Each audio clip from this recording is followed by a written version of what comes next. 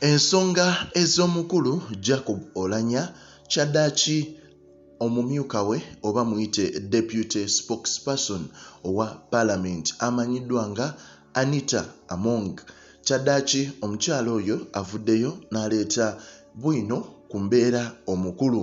Speaker Oulanya gy'alimu. Omukyalo ono bonna nga we bagenda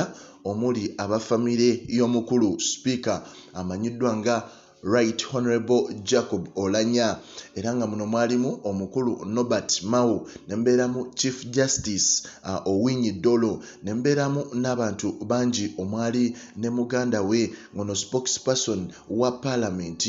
era mu mbeera yemu eyo omukyalo ono Anita Amongi yavaayo n'asobola okubanga atuwa update ku ki ekigenda maaso wali mu ddwaliro e Seattle era omukyalo ono Anita Amongi yavuddeyo n'agamba nti embeera egenda maaso wali ku ddwaliro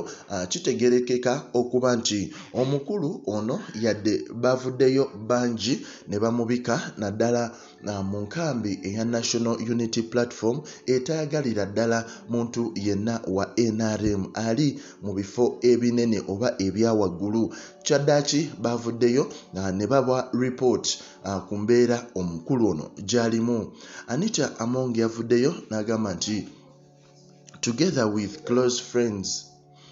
His Lordship Alphonse Owini Dolo, Honorable Norbert Mao and Health Minister Jane Ruth Acheng, I have visited Right Honorable Speaker Jacob Oulanya at his hospital bed in Seattle. He is receiving and responding to treatment under the close attention of his doctors. Nti omukulu Oulanya nga we byabadde bitambula nti omukulu ono yavudde mu bulamu obw'ensi eno mwattu tannaba era nga eddagala alifuna bulungi nnyo abasawo lye bamuwa era n'agumya bannayuganda nti mweyongere okubanga musabira Speaker asobole okubanga atereera era ne bannayuganda ne bagamba nti essaala bajja kugyongeramu balabire ddala nga omukulu atereera naddala ab'omu nkambi ey'ekibiina ekya NRM naye ng'ate bo aba National Unity Platform bo balinze bulinzi ssaawa basobole okubanga omukulu ono bo